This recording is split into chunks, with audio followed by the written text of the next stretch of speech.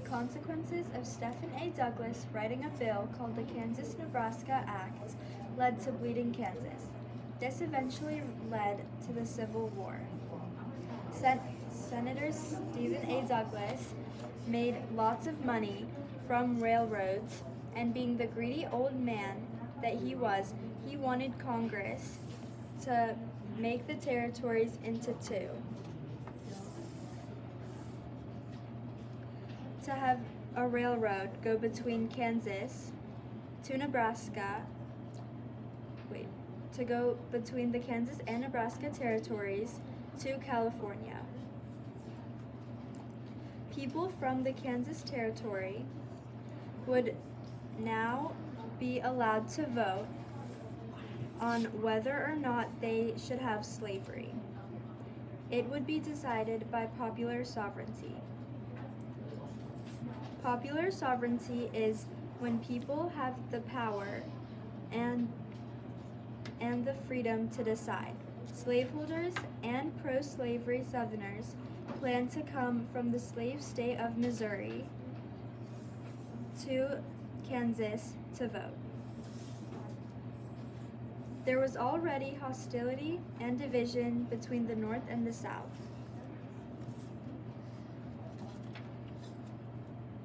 But things were starting to turn into physical violence in Kansas during the late 1850s. In 1854, Stephen A. Douglas decided to write a bill called the Kansas-Nebraska Act, which allowed slavery, even though slavery had been banned by the Missouri Compromise.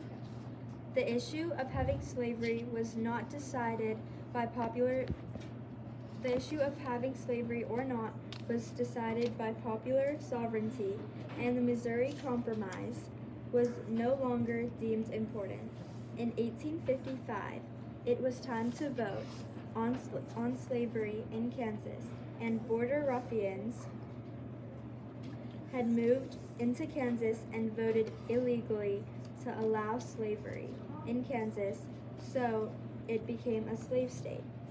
This made anti-slavery people in Kansas extremely angry because they thought it was unfair, which it was.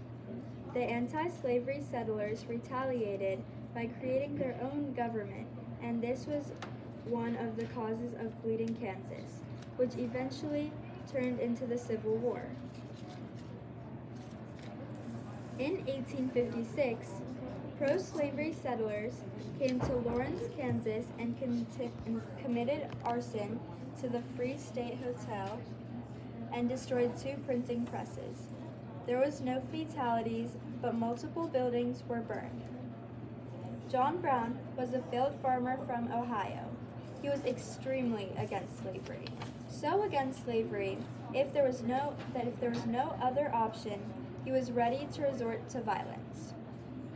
Brown moved from Ohio to Kansas, and he led abolitionists to fight against slaveholders and pro-slavery forces. He took a group of people with him, which included some of his sons, to attack the people they thought were responsible at their cabins.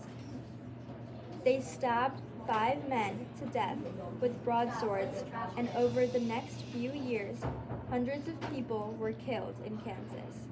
In 1857, the Supreme Court ruled that Congress cannot allow slavery to expand or in Kansas or any other states.